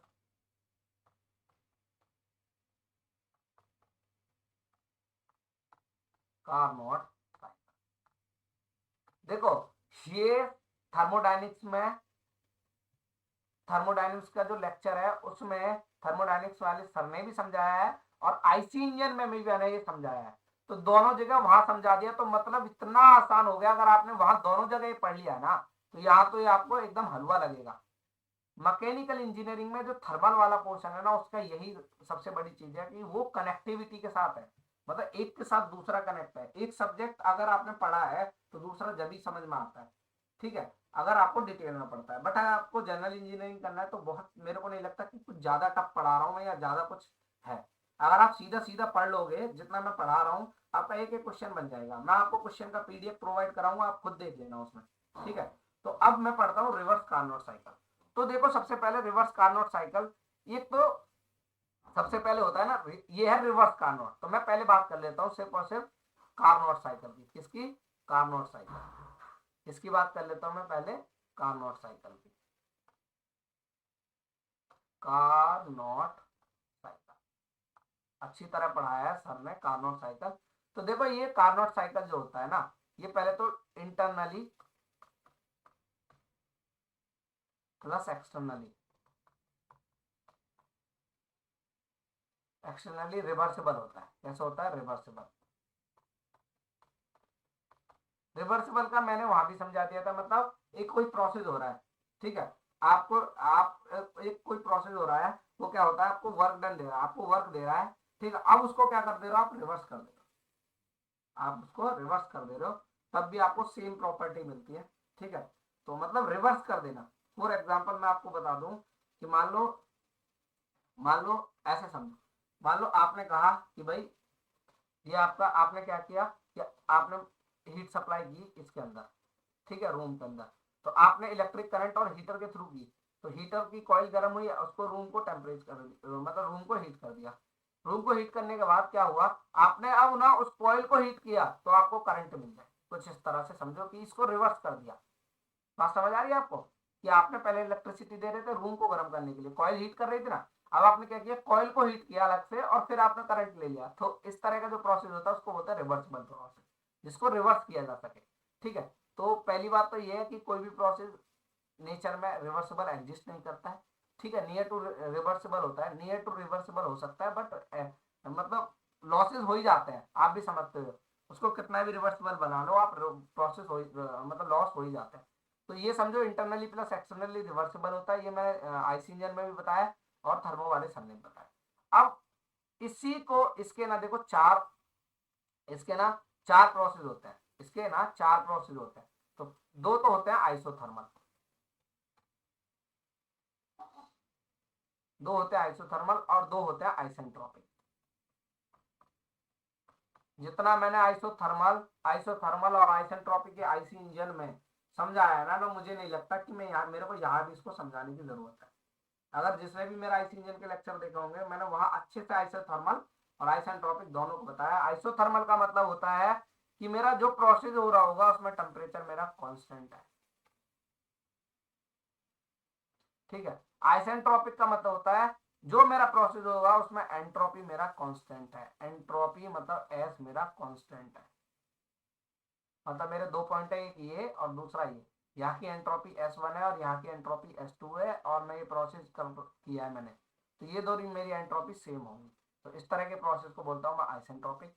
और कांस्टेंट टेम्परेचर का प्रोसेस मैं आपको दिखा दूं थोड़ा, अगर आप देखोगे तो ये दिख रहा है आपको, फेस चेंज हो रहा है आपका, ठीक है, बट टेम्परेचर कांस्टेंट है। 1 टन ऑफ रेफ्रिजरेशन पढ़ाया था ना अभी, यहाँ देखो 1 टन ऑफ वाटर को जब मैं आइस में कन्वर्ट कर रहा था, मैंने क्या बताया था कि टेम्परेचर कांस्टेंट होता है फेस चेंज में। जब फेस चेंज होगा तो मेरा क्या रहेगा, टेम्परेचर कांस्टेंट रहेगा। तो वही है ना, आ गया समझ कि कैसे टेम्परेचर कांस्टेंट रहता है। बट इसको अचीव करना ना बहुत डिफिकल्ट है, ये बात याद रखना, इसको अचीव करना वेरी डिफिकल्ट। ठीक है। अब यहां देखो, मैंने बताया था दो आइसोथर्मल होते हैं, दो कैसे होते हैं आपके आइसेंट्रोपिक। ठीक। अब ये मेरा क्या था, मतलब ये था मेरा कार्नोट साइकिल। अब मैं इसको रिवर्स करूंगा, तो यहां मैं लिख दे रहा हूं रिवर्स कार्नोट साइकिल। मैं बताता हूं कि रिवर्स कार्नोट साइकिल कैसा होगा। इसको लिख दे रहा हूं मैं रिवर्स रिवर्स कार्नोट साइकिल। तो रिवर्स कार्नोट साइकिल देखो, मैंने क्या बताया था आपको, आप कुछ मत समझो, ये जो मैंने डायग्राम बनाया ना इसको समझ लो। ये है मेरा वो रीजन और स्पेस जिसको मेरे को ठंडा करना है। बात समझ आ रही है? जिसको मेरे को ठंडा करना है। ये है मेरा वार्म रीजन, जहां से मेरे को हीट को जिसको मेरे को हीट को निकाल के बाहर देना है। बात समझ आ रही है? ये मेरा वो रीजन ऑफ स्पेस है जिसको मैं सराउंडिंग भी बोलता हूँ। अब मैंने यहाँ लगाया, यहाँ है देखो इवोपरेटर, क्या है यहाँ पे इवोपरेटर। सबके रेफ्रिजरेटर के अंदर इवोपरेटर होता है, सबके रेफ्रिजरेटर के अंदर इवोपरेटर होता ही है, होता है कि नहीं होता? ठीक है। अब यहां लगा होता है एवोपरेटर। ठीक है। यहां लगा होता है ये कंप्रेसर, कंप्रेसर ये होता है कंप्रेसर। और कंप्रेसर का क्या काम है? कंप्रेस करना। ये होता है कंडेंसर, कंडेंसर। ठीक है, ये होता है कंडेंसर, ये होता है कंडेंसर। और ये होता है आपका टरबाइन। क्या होता है आपका? टरबाइन। टरबाइन वही जो वर्क देता है। ठीक है। क्या लगा होता है? टरबाइन। अब कहोगे कि सर रेफ्रिजरेटर में तो टरबाइन नहीं होता। हाँ, वहां टरबाइन नहीं होता, वहां एक्सपेंशन वॉल्व होता है, कैपिलरी ट्यूब, उसको आगे डिस्कस करेंगे।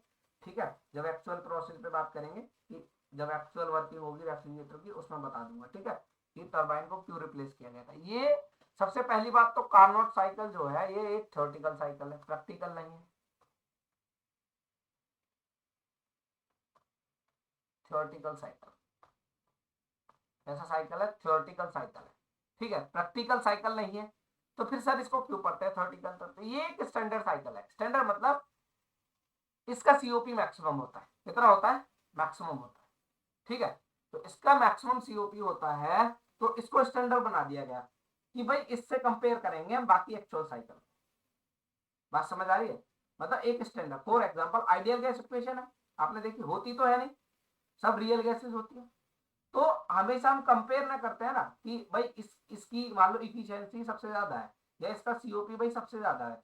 तो अब अगर हम देखना होगा कि भाई कंपेयर करना है हमें कि कैसे हम किसी को मतलब ग्रेड दें, किस हिसाब से उसको रखें परफॉर्मेंस में, तो उसी के लिए ये रिवर्स कार्नोट साइकिल हम पढ़ते हैं, या हम कार्नोट साइकिल पढ़ते हैं।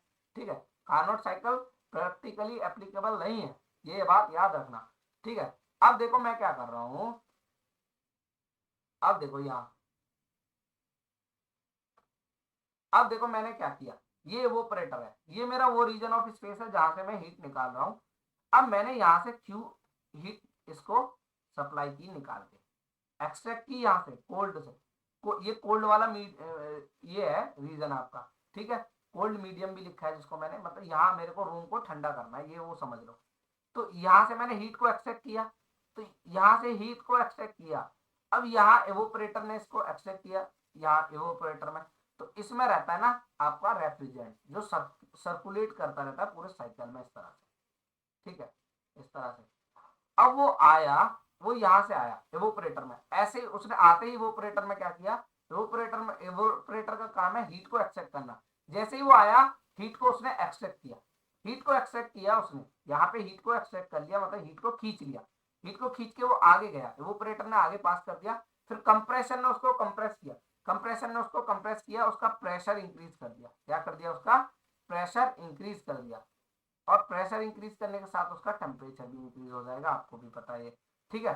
अब ये वाला जो रेफ्रिजरेंट था, रेफ्रिजरेंट जिसको मैं बोल सकता हूँ कोई फ्लूइड होगा, ठीक है, कोई गैस होगी, वो जा रही है इस तरह से कंप्रेसर में, कंप्रेस हो गई।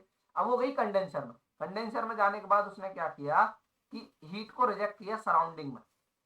आपको पता है ना कंडेंसर का काम क्या है, ठंडा करना ना, कंडेंसर का काम क्या है, ठंडा करना। तो कंडेंसर ने हीट को सराउंडिंग को रिजेक्ट कर दिया, मतलब इस वार्म रीजन को, इसको वार्म रीजन है इसको इसने ठंडा कर दिया, मतलब इसको इसने हीट दे दिया। तो कंडेंसर ने क्या किया, हीट को रिजेक्ट किया। तो हीट को जो एक्सट्रैक्ट किया था, मतलब ऐड किया था, अगर ऐड बोले तो हीट को ऐड किया था, तो किसने किया था, एवोपरेटर ने, और रिजेक्ट किसने किया था मेरे को, कंडेंसर ने। ठीक है, अब ये रेफ्रिजरेंट कंडेंस करके यहाँ आ जाएगा, यहाँ ये टरबाइन में जाएगा, और टरबाइन में इसका हो जाएगा एक्सपेंशन। क्या हो जाएगा, एक्सपेंशन। एक्सपेंशन का मतलब क्या है, वो एक्सपेंशन हो जाएगा उसका जो टेम्परेचर है उसको रिड्यूस करने के लिए। यहाँ पे क्या होगा, इसका प्रेशर डिक्रीज हो जाएगा और इसका टेम्परेचर भी डिक्रीज हो जाएगा। कंप्रेशन ने प्रेशर को बढ़ाया था, कंप्रेशन ने प्रेशर को बढ़ाया था, टेम्परेचर को इंक्रीज किया था, बट यहाँ पे क्या हो गया, इसका प्रेशर डिक्रीज कर दिया, टेम्परेचर भी डिक्रीज कर दिया, और फिर से ये किसमें चला जाएगा, एवोपरेटर में। ठीक है, इस तरह से ये पूरा साइकिल होता है, इस तरह से। ठीक है, इस तरह से पूरा साइकिल होता है। ये काउंटर क्लॉकवाइज या एंटी क्लॉकवाइज साइकिल होता है। जितने भी रेफ्रिजरेटर साइकिल होते हैं सारे के सारे पावर कंज्यूमिंग होते हैं। कैसे होते हैं, पावर कंज्यूमिंग, क्योंकि आपको वर्क देना पड़ रहा है, क्योंकि आप कंप्रेसर बिना इलेक्ट्रिसिटी के तो चलाओगे नहीं, तो यहाँ आपको कंप्रेसर को वर्क देना ही पड़ेगा।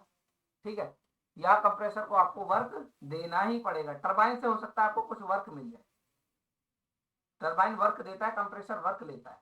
तो भाई देखो, कोई भी रेफ्रिजरेटर साइकिल होगा ना, ये याद रखो कि वो पावर कंज्यूमिंग साइकिल है। कैसा है, पावर कंज्यूमिंग है, और एंटी क्लॉकवाइज साइकिल है। अगर उसकी प्रॉपर्टी डायग्राम में प्रॉपर्टी बनाई जाए तो वो कैसा है, आपका एंटी क्लॉकवाइज साइकिल है। कैसा साइकिल है, एंटी क्लॉकवाइज साइकिल है। तो याद रखो, कोई भी रेफ्रिजरेटर साइकिल, मतलब रेफ्रिजरेशन साइकिल, कोई भी, मैं यहां लिख दे रहा हूं, कोई भी रेफ्रिजरेशन साइकिल जो होगा,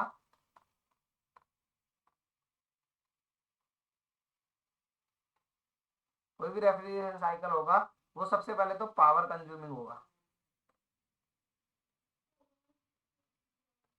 ठीक है, दूसरा क्या होगा, दूसरा क्या होगा भाई, एंटी क्लॉकवाइज होगा उसका नेचर।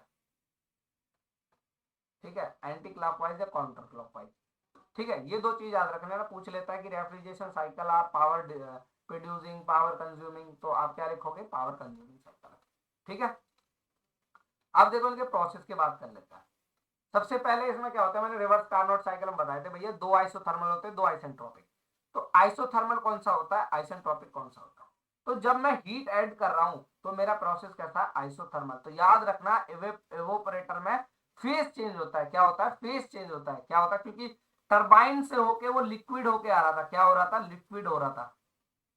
क्या हो रहा था, लिक्विड फॉर्म में था। बट जैसे ही वो ऑपरेटर में आया, एवोपरेटर में आने के बाद वो किस में हो गया, वेपर में कन्वर्ट हो गया, क्योंकि टेम्परेचर कांस्टेंट हुआ और हीट को एक्सट्रैक्ट किया इसने। हीट को यहां से लिया कि नहीं लिया, हीट को लिया। तो हीट लेते हैं जब टेम्परेचर कांस्टेंट होता है, तो मतलब फेज चेंज कर रहा है। तो इवोपरेटर में फेज चेंज होता है, मतलब वो किस में कन्वर्ट हो जाएगा, गैस में। और कंप्रेसर में जाएगा वो गैस फॉर्म में, और यहाँ इसका गैस कंप्रेस करेगा कंप्रेसर, उसका प्रेशर बढ़ाएगा, उसका टेम्परेचर बढ़ाएगा। फिर जाएगा कंडेंसर। अब कंडेंसर क्या करेगा, हीट को रिजेक्ट करेगा, हीट को रिजेक्ट करेगा, बट कंडेंसर का टेम्परेचर भी कांस्टेंट होगा। कैसा होगा, कांस्टेंट होगा। इसका टेम्परेचर भी कैसा होगा, कांस्टेंट, क्योंकि ये इसको जैसे ही यहाँ से हीट को रिजेक्ट करेगा, तो ये कैसी हीट है, लेटेंट हीट है। कैसी हीट है, लेटेंट हीट। तो मतलब कंडेंसर में जैसे ही कंडेंसर में आएगा तो इसका फेस चेंज हो जाएगा, बट टेम्परेचर कांस्टेंट रहेगा। मतलब लेटेंट हीट रिजेक्ट करेगा और लेटेंट हीट ही लेगा। बात समझ आ गई है। और कंडेंसर और इवोपरेटर दोनों में प्रोसेस कैसे होते हैं आपके, कैसे प्रोसेस होते हैं दोनों, कांस्टेंट कांस्टेंट टेम्परेचर, मतलब आइसोथर्मल प्रोसेस होते हैं। बात समझ आ गई। और इसमें आपके कंप्रेशर में होता है आइसेंट्रोपिक प्रोसेस, आइसेंट्रोपिक कंप्रेशन होता है। कैसा कंप्रेशन होता है, आइसेंट्रोपिक। और टरबाइन में होता है आपका आइसेंट्रोपिक एक्सपेंशन। क्या होता है, आइसेंट्रोपिक एक्सपेंशन। तो मैं यहां देखो, यहां लिखा हुआ है रिवर्स कार्नोट साइकिल। ठीक है, अगर मैं बात करूं प्रोसेस वन से टू, वन से टू जो मेरा हो रहा है एवोपरेटर में। ठीक है, एवोपरेटर में हो रहा है, तो ये होता है मेरा आपका isothermal, isothermal heat addition. Heat खींच रहा है तो आपको पता है हीट ऐड कर रहा है। ठीक है, तो भैया ये होता है कांस्टेंट टेम्परेचर पे, टी बराबर टेम्परेचर, सी बराबर कांस्टेंट। ठीक है, two two three, two two three होता है भैया आइसेंट्रोपिक कंप्रेशन। कंप्रेशन, सीओ कंप्रेशन में शॉर्ट में लिख दे रहा हूँ, ठीक है, COMP। और ये होता है भैया आइसेंट्रोपिक कंप्रेशन, और ये होता है भैया किसमें होता है, ये हमारा होता है कंप्रेसर में, कंप्रेसर डिवाइस में।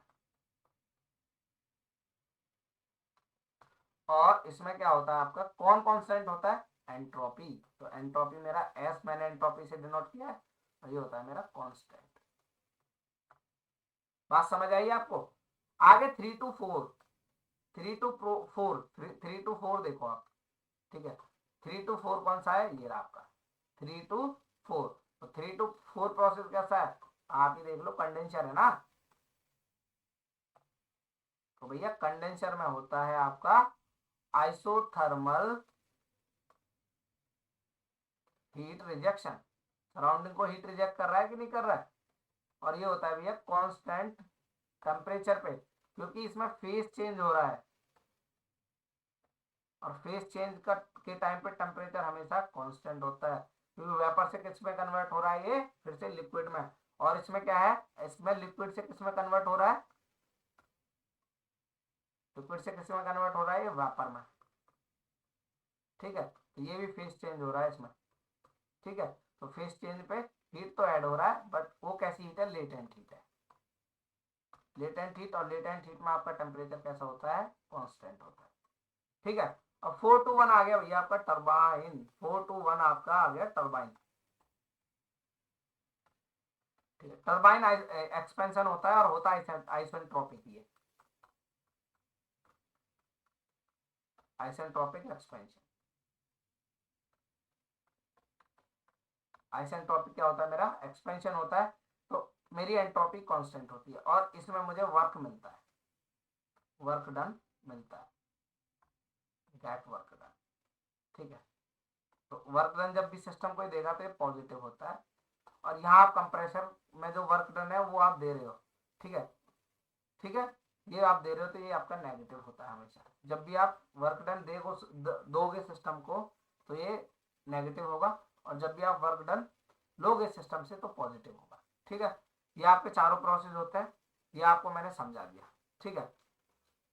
अब देखो इसका प्रॉपर्टी डायग्राम बना देता हूँ मैं आपके सामने थोड़ा, आप इसका मैं थोड़ा प्रॉपर्टी डायग्राम बना देता हूँ, क्योंकि अगर एक बार प्रॉपर्टी डायग्राम ये समझ गया आ गया, तो आपको मजा आ जाएगा एकदम। यहाँ मैं देखो प्रॉपर्टी डायग्राम इसका बना रहा हूँ,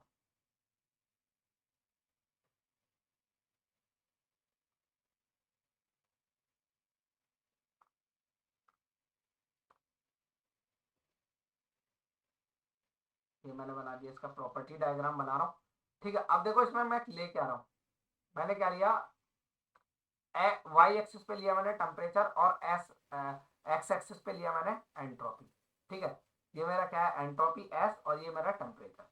अब देखो क्या है, मैं इसको समझाऊंगा नहीं, इसको सर ने अच्छे से प्योर सब्सटेंस नाम का आखिरी चैप्टर है थर्मोडायनेमिक्स का, डिटेल में समझा दिया है कि ये बनता कैसे है, ये डोम वगैरह बनता कैसे है।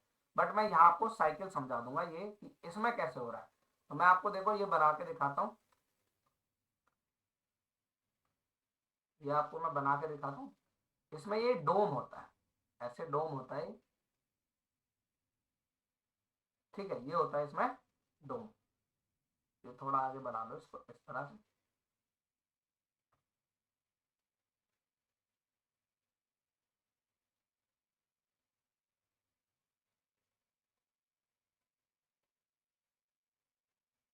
ये होता है इसका डोम। अब देखो मैं एक एक प्रोसेस को आपको दिखाऊंगा। पहला प्रोसेस है आपका कौन सा, आइसोथर्मल हीट एडिशन, जो किसमें हो रहा है, एवोपरेटर में। ये पहला प्रोसेस आपका आइसोथर्मल आइसोथर्मल हीट एडिशन। तो आइसोथर्मल हीट एडिशन के टाइम पे जो मेरा है, आप देख सकते हो, यहाँ 1 देखो, यहाँ देखो, यहाँ पे किसमें है, लिक्विड, इसमें एवोपरेटर में ये किसमें होता है आपका, 1 पे किसमें है, ये लिक्विड और वेपर में होता है, मतलब वेपर का क्वांटिटी कम होता है। वेपर देखो एक्सपेंशन तो होगा, एक्सपेंशन होगा, बट आपको भी पता है कि टेम्परेचर मतलब लॉसेस की वजह से क्वांटिटी जो है उसकी, जो उसकी क्वांटिटी है उतनी क्वालिटी इतनी अच्छी नहीं होगी, मतलब पूरी तरह से कंडेंस नहीं हो पाएगा, ये आपको भी पता है, ठीक है। इतना इफेक्टिवनेस नहीं आता किसी भी सिस्टम में।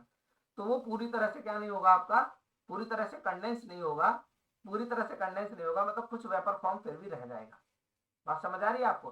फिर टरबाइन में आएगा तो फिर भी हो सकता है टरबाइन में एक्सपेंशन के बाद जितना आप टेम्परेचर डिक्रीज कराया आपने कराया, उसके बाद भी हो सकता है कि कुछ ना कुछ वेपर रह जाए, पूरी तरह से कंडेंस ना हो पाए लिक्विड में, तो कुछ ना कुछ वेपर आपका रह ही जाएगा।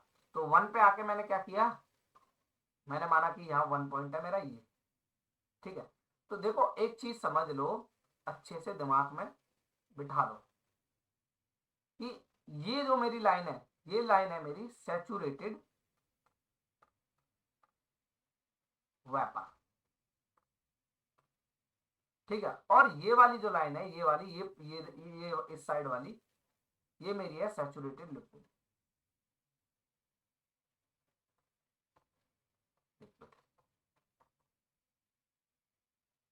ये पॉइंट है यहाँ पे, इसको बोलता हूं मैं सीपी, इसका मतलब होता है क्रिटिकल पॉइंट।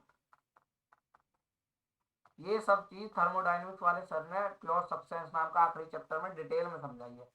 तो आप अगर थर्मोडायनेमिक्स कर लिए हो ना, तो आपको आराम से समझ आ रहा होगा कि हाँ मैं क्या बता रहा हूँ। तो ये है सैचुरेटेड लिक्विड। अब होगा क्या, मैंने बताया कि भैया पूरी तरह से तो कंडेंस होगा नहीं, पूरी तरह से कंडेंस नहीं होगा, तो मैंने मान लिया कि मेरा यहाँ 1 पॉइंट है। अब 1 पॉइंट के बाद आप कहाँ पहुंच रहे हो, देखो आप कहाँ पहुंच रहे हो, एवोपरेटर में। कहाँ पहुंच रहे हो, एवोपरेटर में। एवोपरेटर क्या कर रहा है, हीट को एक्सट्रैक्ट कर रहा है, टेम्परेचर को कांस्टेंट रख रहा है। टेम्परेचर कांस्टेंट है, हीट को एक्सट्रैक्ट कर रहा है, और आगे ये क्या कर रहा है, इसको फेस चेंज कर रहा है, मतलब जो कंडेंस होके वाटर आया है ना, उसको फिर से वेपर में कन्वर्ट कर रहा है। किससे कन्वर्ट कर रहा है, फिर से वेपर में कन्वर्ट कर रहा है। किस में कन्वर्ट कर रहा है, वेपर में। तो यहां से मैं 1 से स्टार्ट हुआ और मैं यहां तक पहुंच गया, कहीं 2 तक, क्योंकि टेम्परेचर मेरा क्या है, यहाँ पे आप देख सकते हो, टेम्परेचर मेरा यहाँ पे T1 बराबर T2 कांस्टेंट है, और यही इवोपरेटर में होता है। बात समझ आई आपको? तो मेरा टेम्परेचर कांस्टेंट है। अब मैं कहा पहुंच गया, 2 पॉइंट पे, ठीक है। अब वेपर हो सकता तो है, देखो वेपर है, अब क्या है, वेपर की क्वालिटी वाइज अगर देखा जाए तो वेपर ज्यादा होगा, क्वांटिटी वाइज वेपर ज्यादा होगा, बट इस बार लिक्विड कम होगा। बट एवोपरेटर भी इतना इफेक्टिव वर्क नहीं करता कि जितना वाटर आएगा उसका पूरी तरह से वेपोराइजेशन करा दे, वो पूरी तरह से वेपर कन्वर्ट कर दे, कुछ ना कुछ लिक्विड फॉर्म रह ही जाएगा, ठीक है। तो मैंने क्या किया, इसको थोड़ा पीछे मान लिया, क्योंकि आगे अगर मैं यहां तक लेके जाऊंगा इसको, यहां तक अगर मैं इसको लेके जाऊंगा पूरा, अगर मैं यहां तक इसको लेके जाऊंगा तो ये सैचुरेटेड वेपर लाइन आ जाएगी। क्या आ जाएगी आपकी, सैचुरेटेड वेपर लाइन, या क्या आ जाएगी आपकी, सैचुरेटेड वेपर लाइन।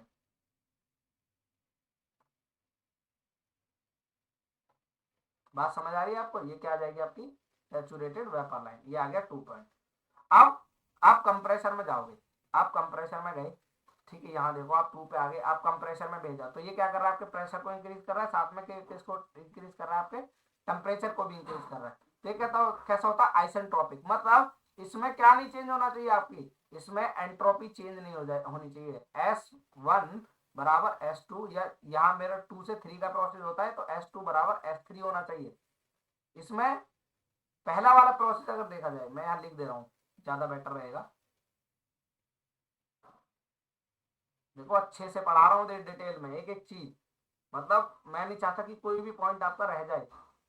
अगर वन वन प्रोसेस की बात करूं मैं, 1 से 2 का जो प्रोसेस है इसकी बात करूं, 1 से 2 का प्रोसेस में क्या होता है, मेरा टेम्परेचर कांस्टेंट होता है, मेरा T1 बराबर मेरा T2 हो गया, ठीक है, T1 बराबर T2 हो गया। इसमें मेरा फेस चेंज हो रहा है,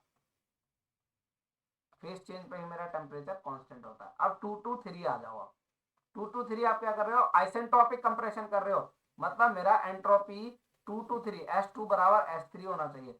बट इसमें आप टेम्परेचर को भी इंक्रीज कर रहे हो और इसमें आप प्रेशर को भी बढ़ा रहे हो, क्योंकि कंप्रेस होगा, कोई भी चीज कंप्रेस होगी उसका प्रेशर बढ़ेगा, तो ऑटोमेटिकली उसका टेम्परेचर भी राइज हो जाएगा। कंप्रेस का मतलब ही क्या है, आप उसको कंप्रेस कर रहे हो, आप उसको दबा रहे हो, मतलब उसका प्रेशर बढ़ा रहे हो, ठीक है, कंप्रेसर में ले जाके। तो आप क्या करोगे, आप देखो आइसेंट्रोपिक चाहिए, मतलब 2 टू 3 मेरा चेंज नहीं हो जाए, तो आइसेंट्रोपिक कैसी लाइन होगी, एक वर्टिकल लाइन होगी, इस तरह से एकदम स्ट्रेट लाइन होगी, ये ऐसी लाइन होगी आपकी, एकदम स्ट्रेट लाइन होगी, ठीक है, 2 to 3 पॉइंट ये आ गया। अब 3 to 4 देखो, 3 to 4 क्या है आपका कंडेंसर, आपका क्या है कंडेंसर। कंडेंसर में क्या कर रहे हो आप, हीट को रिजेक्ट कर रहे हो कांस्टेंट टेम्परेचर पे। लेटेंट हीट ऑफ रिजेक्ट कर रहा है ना, तो लेटेंट हीट रिजेक्ट करेगा तो फेस चेंज हो रहा है, मतलब फिर से लिक्विड में आ जाएगा। तो ये क्या आ गया आपका, फिर से लिक्विड में आ जाएगा कंडेंस होकर। ये आपका टेम्परेचर यहाँ पे कांस्टेंट होगा एकदम, स्ट्रेट लाइन होगी। ये आ गया आपका 4 पॉइंट। तो 3 to 4 आपका क्या है, आपका हीट एडिशन है, कैसे आइसोथर्मल। तो T3 बराबर T4। ये प्रोसेस कैसा आपका टेम्परेचर कांस्टेंट, और ये कैसा आपका आइसोथर्मल, मैंने पहले बताया सारे प्रोसेस। ठीक है, आपको समझ आ गई बात। ठीक है, अब क्या होगा, जैसे ही आप एक्सपांसन कराओगे, एक्सपेंशन के केस में क्या होता है, जब कंडेंस होने के बाद आप एक्सपेंशन कराओगे तो फिर से क्या होता है, जब तो उसका क्या होता है, आप फिर से उसमें आ जाओगे, थोड़ा सा क्वालिटी मतलब क्वांटिटी वापर में आ जाएगा। ठीक है, ऐसा कार्नोट ने बताया था। ठीक है, तो अब क्या करेंगे हम, 4 to 1, 4 to 1 आ रहे हैं हम, 1 से प्रोसेस आ रहे हैं, 4 to 1। आखिरी प्रोसेस है, कैसा होगा आइसेंट्रोपिक एक्सपेंशन, मतलब 4 and 1 की एंट्रोपी कैसी होनी चाहिए, सेम। तो भैया एंट्रोपी कैसा हो जाएगा, कांस्टेंट, कांस्टेंट। कैसा हो जाएगा एंट्रोपी कांस्टेंट। आप सीधे स्ट्रेट लाइन आओगे, क्योंकि अब आप देख सकते हो कि यहाँ पे देख लो आप, ये रहा एंट्रोपी।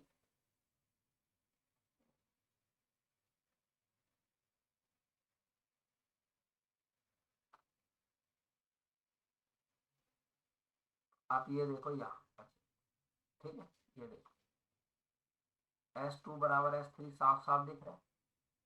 ठीक है, वर्टिकल लाइन है, आप देख लो S1 बराबर S4 क्लियर दिख रहा है।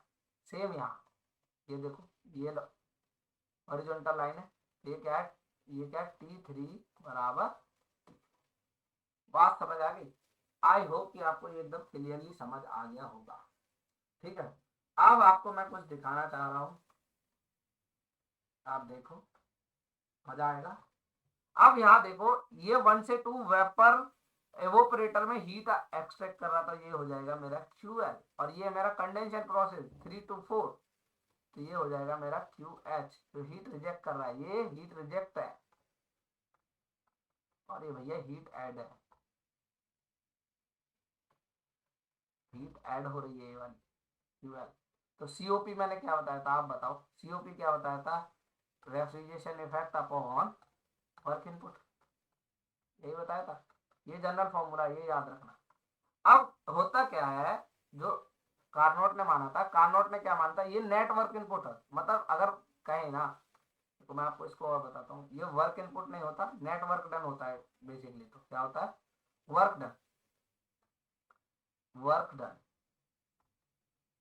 अगर इसको मैं फिर से करूं तो क्या हो जाएगा, refrigeration effect upon work done. क्या है मेरा, आप क्या कर रहे हो, कंप्रेसर से वर्क क्या कर रहे हो, आप कंप्रेसर को आप वर्क दे रहे हो। ठीक है, तो कंप्रेसर को वर्क आप दे रहे हो, प्लस ये माइनस का हो जाएगा। ठीक है, और टरबाइन को आप क्या कर रहे हो, टरबाइन को आप क्या कर रहे हो, टरबाइन से आप वर्क ले रहे हो जो पॉजिटिव है। तो सॉरी, टी आ जाएगा टरबाइन, बट टरबाइन का वर्क जो है, जो टरबाइन का वर्क है, जो टरबाइन का वर्क है अकॉर्डिंग टू कार्नोट, वो कह रहा है कि बहुत कम है, बहुत कम है, very very small, very very small, very very small. किसके किसके very very small, as compare to WC। जो आप वर्क दे रहे हो किसको, कंप्रेसर को, जो आप कंप्रेसर को वर्क दे रहे हो उसके कंपेयर में ये क्या है, बहुत ज्यादा स्मॉल है। तो आपका रेफ्रिजरेशन इफेक्ट क्या होता है, मैंने बताया था, क्या होता है आपका QL। ठीक है, क्या होगा आपका ये वाला, जो इवोपरेटर हीट को एक्सट्रैक्ट करेगा वही तो है, जहां से तुम हीट एक्सट्रैक्ट कर रहे हो वही तो आपका क्या है, वही तो आपका, वही तो आपका क्या है, यही तो है आपका पूरा का पूरा, यही तो आपका रेफ्रिजरेशन इफेक्ट है। ये जो है आपका, तो ये क्या है आपका QL। और वर्क इनपुट जो मैंने बताया था आपको, WC जो होता है मेरा, WC जो हो जाता है मेरा, होता है QH minus QL। According first law of thermodynamics. अब कुछ कहेंगे कि सर यहाँ माइनस है, तो इस फॉर्मूले को जब हम अच्छी तरह लगाते हैं ना फर्स्ट लॉ ऑफ थर्मोडायनेमिक्स, तो माइनस का साइन इधर जाके ये Q H minus Q L ही आता है। ठीक है, Q H minus Q L मतलब higher heat minus lower heat का डिफरेंस। तो ये मेरा क्या हो जाएगा, Q H minus Q L. समझ आई सीओपी? सीओपी समझ आया? ठीक है, सीओपी आपको समझ आ गया होगा। अब एब्सोल्यूट थर्मोडायनेमिक स्केल क्या होता है, मैंने बताया था Q H upon Q L बराबर क्या होता है, T H upon T L. इसको लगाओगे तो क्या मिलेगा, सीओपी। अब तो आपको पता लग गया होगा अच्छे से। ठीक है, अब एक चीज मैं आपको बता दूं यहीं पे, मैं भी आपको थर्मोडायनेमिक्स वाले सर ने बताया हो नहीं बताया हो, पर मैं भी अपना काम करके चलता हूँ।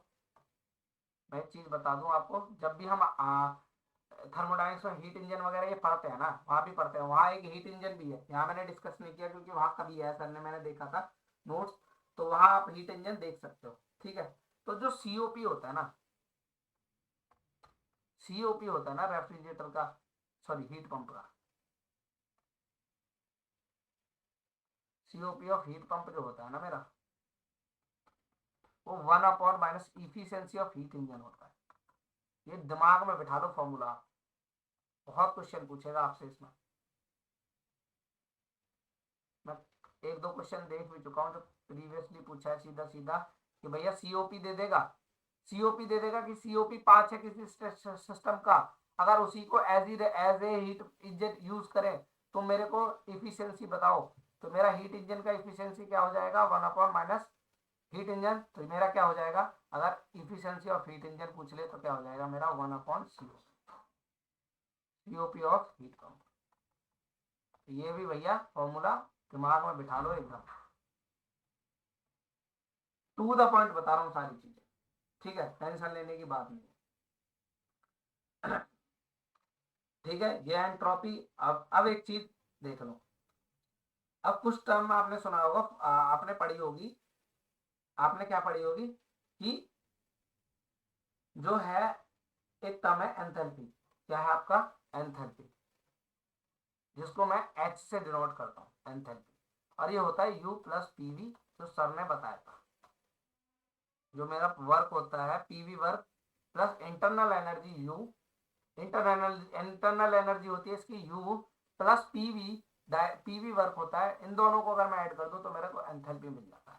अब यहाँ देखो, इस वाले पॉइंट की मेरी एंथैल्पी, वन पॉइंट की एंथैल्पी, वन पॉइंट है मेरा, ये वन पॉइंट है, वन पॉइंट की एंथैल्पी जो है मेरी H1 है, टू पॉइंट की एंथैल्पी मेरी H2 है, थ्री पॉइंट की H3 और फोर पॉइंट की H4।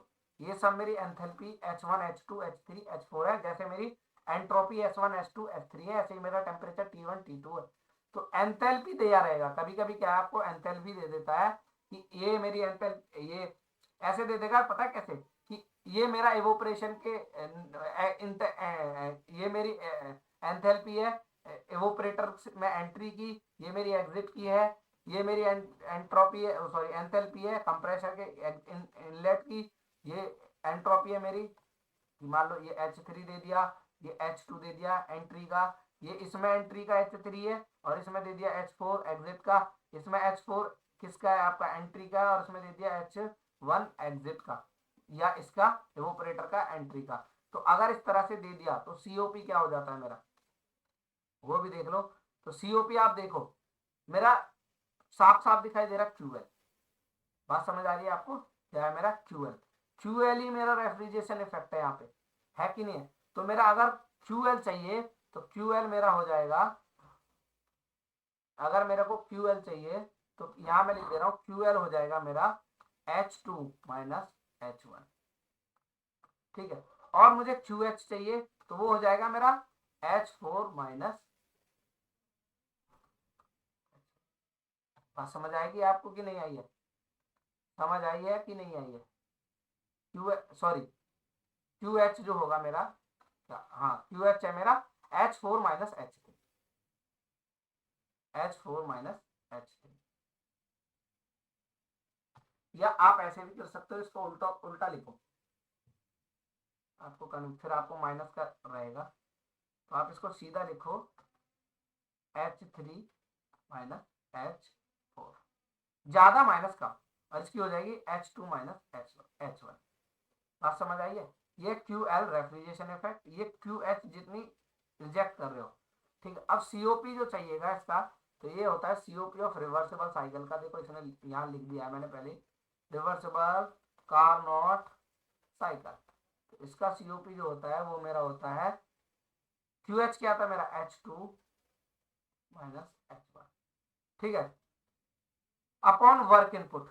वर्क इनपुट में क्या दे रहा हूं, वर्क इनपुट मेरा वही तो कंप्रेशर वाला ही तो था, आप खुद देख लो, कंप्रेशर वाला ही तो था।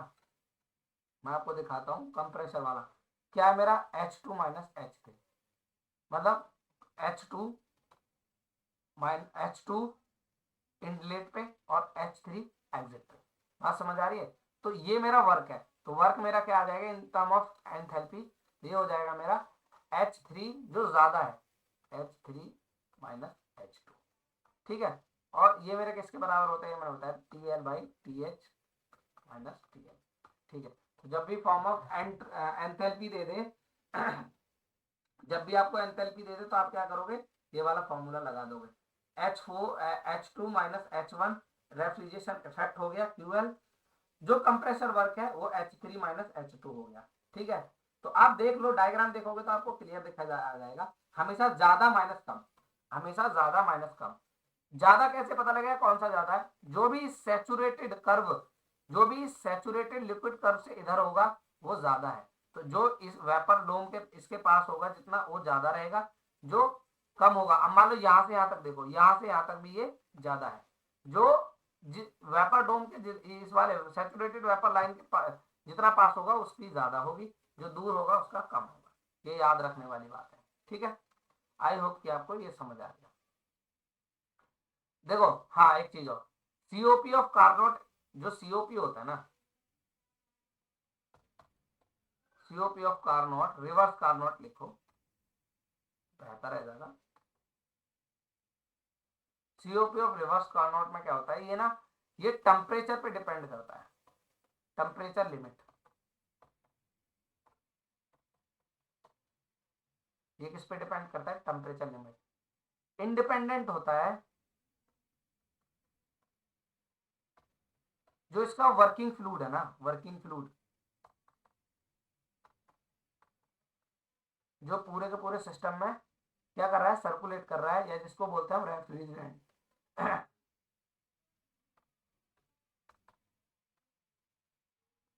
रेफ्रिजरेंट, ये इसके इंडिपेंडेंट होता है। तो रिवर्स कार्नोट साइकिल में ये किस पे डिपेंड करता है, टेम्परेचर लिमिट पे।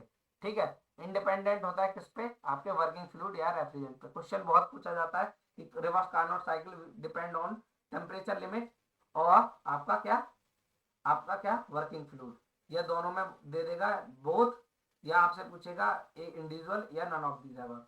तो इस तरह का क्वेश्चन मैंने ऑलरेडी देखा है। तो आप क्या करोगे, अगर कह रहा है इंडिपेंडेंट पूछ रहा है तो वर्किंग फ्लूइड पे इंडिपेंडेंट होता है, और पूछ रहा है कि किस पे डिपेंडेंट होता है तो बोल देना टेम्परेचर लिमिट। आपको दिख रहा है ना पूरा टेम्परेचर, देखो TL TH minus TL COP इसी के बराबर है, तो भैया ऑब्वियस सी बात है TL तुम क्या करोगे, कम करोगे। यहाँ देखो मैं आपको और थोड़ा एक्सप्लेन कर दे रहा हूँ, COP क्या होता है मेरा, TL upon TH minus TL।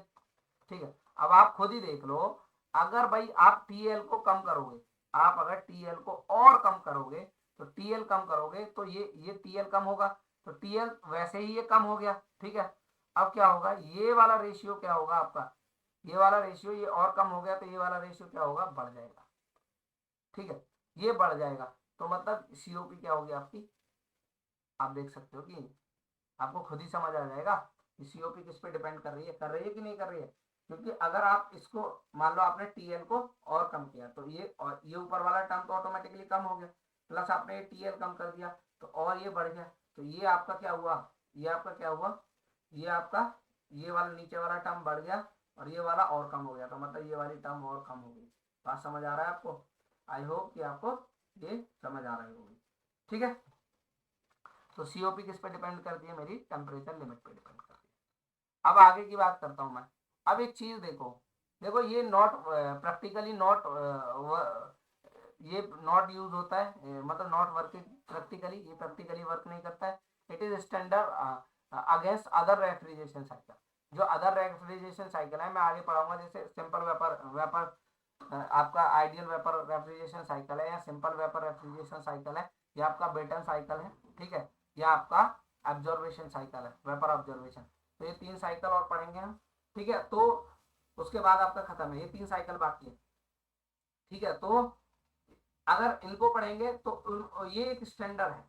तो अब एक बात बताऊं, आपने देखा होगा कि अगर आप कंप्रेस करा रहे हो तो टोटली आप पूरा कंप्रेस नहीं करा पा रहे हो भैया, पूरा पूरा मान लो आप इवोपरेट कर रहे हो तो आप उसको पूरा का पूरा किसमें वेपर में नहीं कन्वर्ट कर पा रहे हो, कुछ ना कुछ लिक्विड फॉर्म रह रहा है। अगर आप उसका एक्सपेंशन करा रहे हो तो पूरी तरह से एक्सपेंशन नहीं हो पा रहा है। क्यों क्यों नहीं हो पा रहा है एक्सपेंशन? आपको भी पता है कि वो लिक्विड फॉर्म में रह जाएगा। तो मतलब अगर लिक्विड आपका कंप्रेसर में चला गया थोड़ा बहुत भी, तो भाई ये क्या करेगा, इसका जो लीकेज आ सकता है पहली बात तो, ठीक है। इसकी जो सील्स होंगी उसको खराब करेगा, इसका लुब्रिकेशन खराब करेगा। तो मतलब आपके कंप्रेसर को क्या कर सकता है, डैमेज कर सकता है। क्या कर सकता है? तो भैया अगर डैमेज करेगा तो सबसे पहली बात है, अगर हमें कंप्रेसर में लेके जाना है तो हमें ड्राई ड्राई वेपर चाहिए एकदम।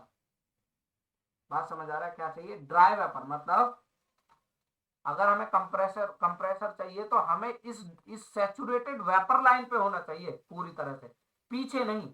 पीछे रहेंगे तो वेट रीजन आ जाएगा। वेट रीजन मतलब इसमें लिक्विड ही होगा, वेपर भी होगा। अब जैसे इसको कंप्रेस कराओगे तो डिफिकल्ट है, लिक्विड और वेपर दोनों को, लिक्विड और वेपर। मैं एक चीज बता दूं आपको, आपके लिक्विड प्लस वेपर दोनों को कंप्रेस कराना एक साथ मच डिफिकल्ट। आप लिखो वेरी डिफिकल्ट है, ठीक है। तो मच डिफिकल्ट, बहुत ज्यादा डिफिकल्ट है। दूसरा, आप डिफिकल्ट तो है ही, दूसरा क्या है, ये प्रॉब्लम क्रिएट करेगा, लुब्रिकेशन खराब करेगा। कंप्रेसर का लुब्रिकेशन खराब करेगा, उसकी सील्स वगैरह जो है उनमें क्या करेगा, डैमेज लाएगा। तो ये डैमेज होने का चांस होता है। तो कंप्रेसर को खराब करेगा, इसके लुब्रिकेशन को खराब करेगा, इसकी वर्किंग को खराब करेगा। तो वी ट्राई कि हम ना वेपर ही लेके जाएं कंप्रेस कराने के लिए। अब इसके लिए कार्नोट ने कंप्रेशन का 2 तरीका निकाला कि भाई हम कंप्रेशन 2 स्टेज में कराएंगे। किस में कराएंगे? 2 स्टेज में कराएंगे।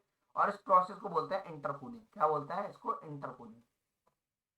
क्या बोलता है? इंटरकूलिंग। 2 स्टेज कंप्रेशन कराएंगे। तो पहले बोला कि भैया पहला आइसेंट्रोपिक कंप्रेशन कराएंगे जैसे हम कराते हैं, दूसरा हम आइसोथर्मल कराएंगे। आइसोथर्मल मैंने आपको क्या बताया था, आपको ऑलरेडी मैंने बताया था। आइसोथर्मल का मतलब टेम्परेचर कांस्टेंट है और उसमें क्या होता है भैया, फेज चेंज तो होता है। क्या होता है? आपका फेज चेंज होता है। कैसा होता है? फेज चेंज होता है, ठीक है। टेम्परेचर कांस्टेंट होता है, ठीक है। अब इन दोनों को ऐड करके मैंने क्या किया, इंटरकूलिंग प्रोसेस कराऊंगा और इन दोनों को करा के मैं कंप्रेशन कराऊंगा। अभी मेरा देखो ये वाला था। अब मेरा कैसे बन जाएगा, मैंने 1 से स्टार्ट किया, 2 तक कंप्रेस करा दिया इसको, पूरा मैं यहां तक ले गया इसको, सैचुरेटेड वेपर लाइन तक, vapour line, saturated vapour line. फिर मैं इसको कंप्रेस करा रहा हूं। अभी कंप्रेस कराना मेरे को बहुत आसान है, इसको अभी कंप्रेस कराना मेरा आसान है क्योंकि पूरी तरह से इसमें वेपर है, ठीक है। फिर मैं क्या कर रहा हूं, इसको कंडेंस करा रहा हूं, वेपर से कंडेंस करा रहा हूँ, क्यू एच रिजेक्ट करके यहाँ से क्यू एल ले रहा हूँ एवोपरेटर, यहाँ पे 4 पॉइंट पे आ गया। अब मैं इसका एक्सपेंशन करा दे रहा हूँ टर्बाइन में। बाकी प्रोसेस ऐसे होते हैं, बस 2 स्टेज मैंने कंप्रेशन कराया। कैसा कराया था? 2 स्टेज कंप्रेशन कराया। पहला आइसोथर्मल आइसेंट्रोपिक, दूसरा आइसोथर्मल। पूछ लेता है कि अगर मैं ड्राई सैचुरेटेड कंप्रेशन कराऊं तो मुझे किस प्रोसेस से गुजरना पड़ेगा कार्नोट साइकिल में। तो आपको लिखना है इंटरकूलिंग। और कहता है कौन कौन से प्रोसेस होते हैं। कह रहे हैं पहला तो मैं आइसेंट्रोपिक कंप्रेशन कराते हैं, दूसरे में आइसोथर्मल कंप्रेशन कराते हैं। इसमें डिटेल में जाने की जरूरत नहीं है, बस इतना ही पूछेगा आपसे, इससे ज्यादा आपसे नहीं पूछेगा। आई होप कि आपको ये चीज समझ आ गई होगी। अब ये आपका हो गया, आपका पूरा का पूरा क्या, ये आपका हो गया कार्नोट साइकिल खत्म, सीओपी खत्म, आपका COP of heat pump heat engine ये खत्म, ये आपका दोनों खत्म हो गया। आई होप कि आपको ये समझ आ गया होगा। तो इस लेक्चर में इतना ही, बहुत बड़ा लेक्चर हो गया है, एक लेक्चर और लगेगा, ज्यादा नहीं, सिर्फ एक लेक्चर, जितना बड़ा ये लेक्चर है एक लेक्चर और लगेगा, आपका पूरा आरएसी खत्म। फिर एक लेक्चर और बनाऊंगा मैं जिसमें क्वेश्चन प्रैक्टिस डालूंगा, ठीक है। तो आई होप कि आपको ये मजा आया होगा। अच्छे से पढ़ लेना, जितना मैंने पढ़ाया काफी है। हर एक क्वेश्चन, इंडिविजुअल क्वेश्चन उठा के देख लो प्रीवियस ईयर का, ना बन जाए तुमसे तो तब बोलना। सिर्फ थ्योरी पढ़ के ही, मैं क्वेश्चन ना भी प्रैक्टिस कराऊंगा ना, तुम इसको पढ़ के खुद से सॉल्व करो, एक एक क्वेश्चन बन जाएगा आप लोगों से। अभी तक मैंने कार्नोट साइकिल पढ़ा, और कार्नोट साइकिल से और वेपर कंप्रेशन साइकिल से तो बहुत क्वेश्चन आए, ब्रिटन साइकिल से भी क्वेश्चन आया, वेपर ऑब्जर्वेशन साइकिल से भी क्वेश्चन आया। अभी मेरे दो ही साइकिल, तीन साइकिल बचे हैं, थोड़ा सा टाइम लगेगा आपका vapour observe vapour compression cycle में, उसके बाद ब्रिटन साइकिल में ज्यादा टाइम नहीं लगने वाला है, ना ही ऑब्जर्वेशन साइकिल में, वेपर ऑब्जर्वेशन। तीन साइकिल बचे हैं, एक लेक्चर और आएगा, ठीक है।